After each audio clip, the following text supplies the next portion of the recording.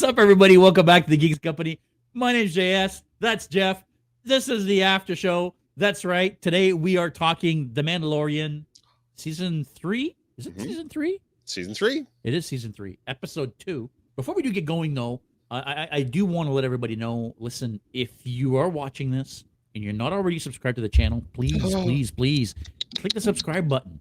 It really helps us grow the channel. It helps us propagate these videos. The like button really helps as well because it lets us know that you like the content you're seeing and you want to see more of it. Mr. Jeff, how you doing today? I'm well. How are you? I'm good. These are my favorite 2 days of the week. It sure is. Wednesday and Thursday. Wednesday is The Mandalorian. That's what we're talking about today. I am pumped. I literally just finished watching it like an hour ago, if that. So I am. It is fresh. I've only watched it once, but it is fresh. What are your initial thoughts? Right off the bat, give me your initial thoughts. I thought it would be episodes before we got to Mandalore. I thought it would be halfway or past, but I thought he would have all these little side quests that he would have to do. I thought the big overarching quest this year was going to be him bathing in the living waters of Mandalore. Well, boy, spoiler alert, man. Yeah, he's already done that. So, that's my initial reaction was, he's already there. I mean, everything was great. That spider droid cyborg creepy ass thing. Yeah, have we ever seen those things before? I think it's unique. I put it in with like it's a General Grievous style cybernetic organism. Yeah, it was like, what the hell is this that thing? Was probably one of the coolest design things I've seen on these shows yet. And I want to say that it was funny that because when you see it first, you're thinking, oh, it's a droid. Right. But it's not a droid. No. It's a mech. Yeah, it's a cyborg, essentially. Yeah, because it's being driven by another droid. Right. Who's more of a cyborg than a droid. Who has some organic parts. Yeah. Yeah. The big eye and everything else. Yeah, so, it gave me some very, very Grievous vibes, which I am definitely here for. My initial impression was what it is for a lot of this stuff is because I'm not up to speed on all the Filoniverse stuff. I know there's just reams of things that I'm not getting while I'm watching this. But at the same time, the show is still so immensely entertaining and well put together and well acted and scripted and action and done and shot that it doesn't really matter to me. Like I don't feel like I'm necessarily not getting what's happening. I just know there's a lot of like backstory stuff or like some expanded stuff that I don't understand or I'm not privy to more or less. Sorry, I don't want to say I don't understand. I get everything that's going on. I just don't have the same level of context that you guys have that you've watched all of the. So what were your impressions then? Do you feel like this is taking off on a lot of stuff that was set up in Clone Wars and Rebels? Do you feel like this is a worthy successor to all that's been built up beforehand? The short answer is yes. Good. The long answer is, first of all, we got a longer episode this week. So this one was 45 minutes versus the 38 minutes of episode 1. Did it not still feel like it ended quick, though? It was still fairly quick. It was quick, even though I thought this was more of a filler episode. Okay. I felt like there wasn't anything in this episode that couldn't have been at the end of the previous episode or part of the next episode. Like, you see Bo-Katan at the end of the next episode to then just go get her back again at the beginning of this episode. And it's like, well, fuck, why wouldn't you just bring her with you? Right? Like, there were a lot of little things like that I was like, this seems a little bit silly. I got you. I loved seeing Mandalore in its destroyed, crystallized, like it's just a mess. So that was neat. I didn't know about those creatures that she says they used to live in the remote badlands of Mandalore. And so the first guys the bigger guys with the side tusks that so Baby Yoda run into. Yeah. So I wasn't aware of those guys. So I maybe they did reference them at some point. But so I'm not gonna lie, I have since watched like in the interim while waiting to do this, I did watch like one of those like Easter eggs and whatever type videos to kind of catch up on all that backstory stuff that I missed. And apparently, no, they've never been mentioned. They've never been. So they're brand new. They are brand new. Yes. Okay. So my real only what the fuck moment in this episode was at the very end. Bo-Katan tells the story of the Mythosaur, right? How Mandalore fought the mythosaur, killed it, and that's how he became the leader of Mandalore. Now, in canon, Mandalore didn't just kill a mythosaur. Mandalore and his clan killed all the mythosaurs. They went extinct because of them. So that's why in Star Wars canon, we have never seen a live mythosaur until the end of this episode. So at the end of this episode, Din goes into the waters and then realizes there's no bottom and just sinks right to the bottom. So she jumps in because he doesn't have his freaking jetpack with him because he took it off before going in.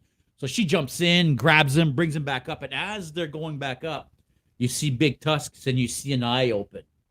And it's a freaking mythosaur standing there right next to them as they're going back up. And as she gets out of the water, you could tell she's got her mask on, but you could tell she also had that what the fuck reaction did I just see there? Right. Because as far as Star Wars world is concerned, those things are extinct. So yeah, so that's something I'm not privy to, because all I have is the recap that the Armorer talks about. The Armorer talks about how the Mandalore the Great tamed and rode the mythosaur.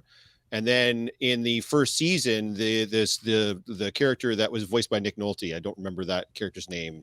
I forget his name now, but he also, when Mando's having a hard time riding that dumpy little two-legged thing or whatever, that character says to Mando, "Your ancestors rode the great mythosaur. Surely you can tame this small beast." And then the Armorer does say that according to legend, that a great mythosaur still resides on Mandalore within the living waters or whatever along that. So all that's in the recap. By the way, my biggest beef with this episode comes from that recap, because you and I talked about it on the last after show, is they just go right into season 3, episode 1. Din's back with Grogu. He's got this new mission. And when we left off Mando episode, whatever, 8 or 9 or 10 on season 2, none of that was the case. All of that happens on the Book of Boba Fett in those 2 episodes. In particular, that second to last episode of the Book of Boba Fett, that was all the Mandalorian.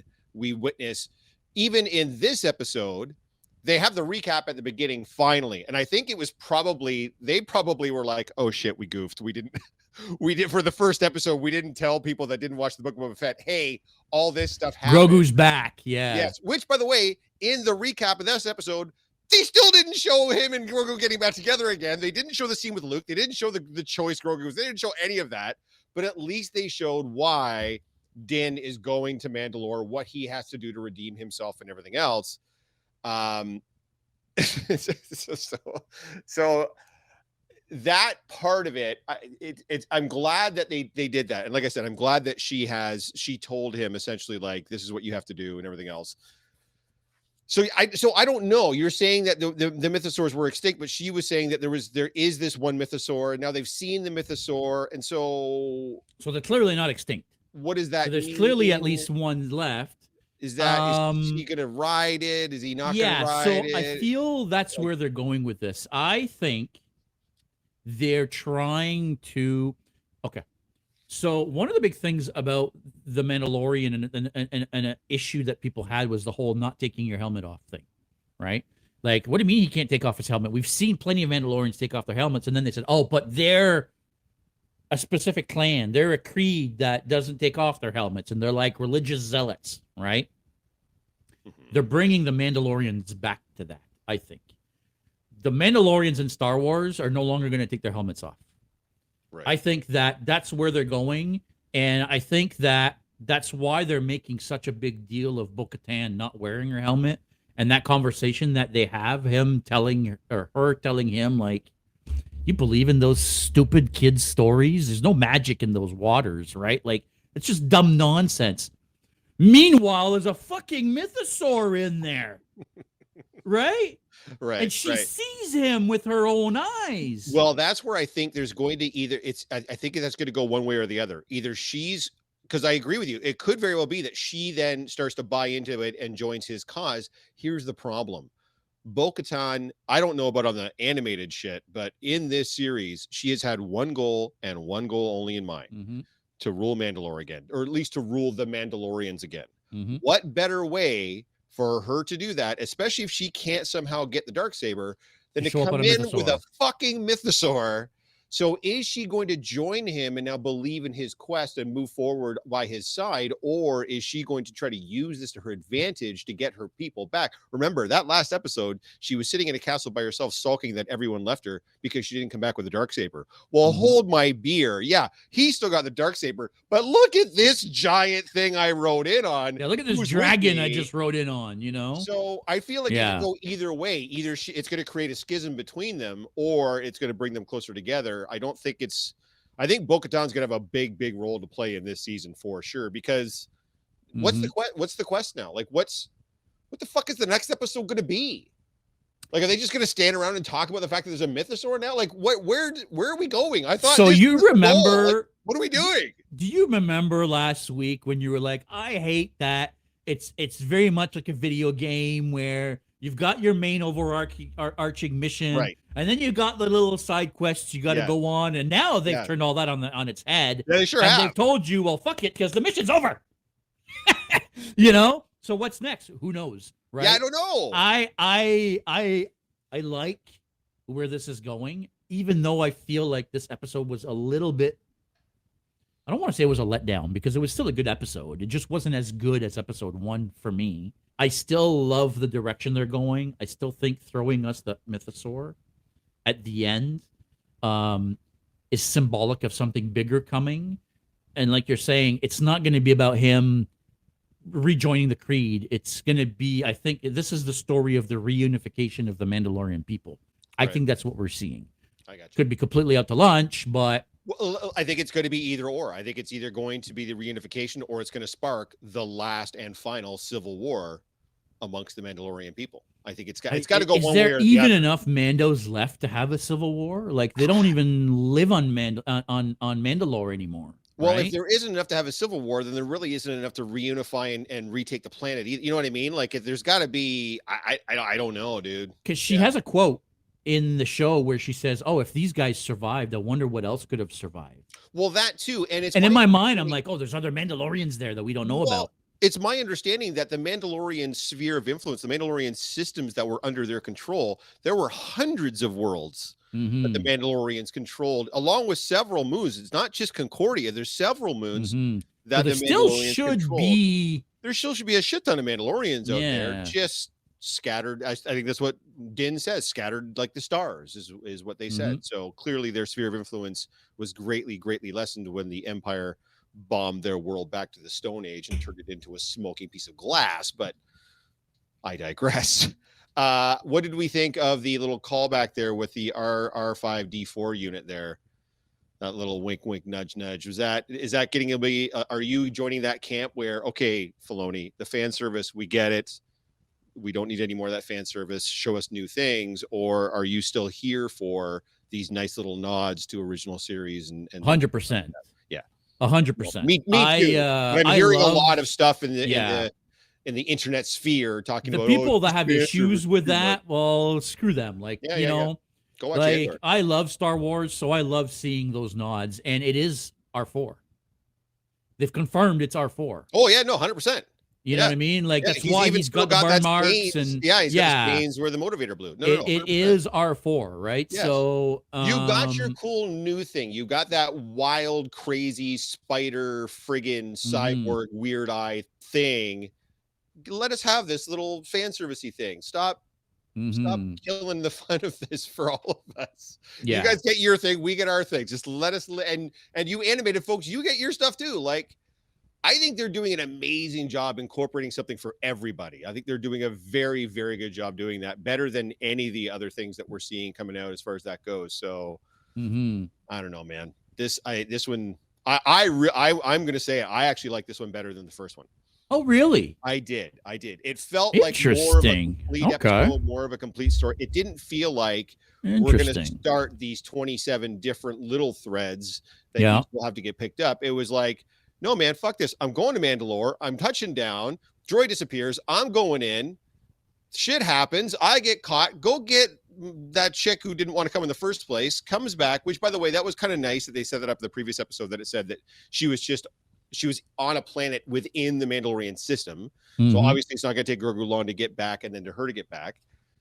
It just felt like a much more first act, second act, finale. Like it felt more of a complete episode than it did just some little, let's just take all the boxes to set up all the different little plot threads that are going to be running through. Some nice nods, again, talking about incorporating everything. To my prequel fans out there, back to Tatooine for Boonta Eve. Yeah, they're having Boonta Eve while he shows up on Tatooine. That's Boonta Eve. All right. Come on, man. Like, there's something for everybody in these shows, in these episodes. Like you literally were trying to appease and come across to almost all of the fandom. And I think it works. And all of this is leading up to where the sequels start up. So you're seeing scramblings of how the First Order starts to come together. You're seeing scramblings of how Snoke and maybe Palpatine was putting all this cloning stuff and Jedi blood and Force blood together. All of this, it's all playing into it. Filoni is a master at this kind of stuff because he's such a huge fucking Star Wars nerd that he loves. Well, not only is he a Star Wars nerd, but he was around when they created the prequels. Right. Right. He was already working under George Lucas when they created the prequels. Right. Right. So he's the rock at Lucasfilm. Absolutely. Yeah. Right. Yeah. He's the pillar at Lucasfilm that's been there for decades, and that knows more about what Lucas thought of Star Wars and these characters than anybody else. Right. No, absolutely. He was literally George Lucas's Padawan. Yeah.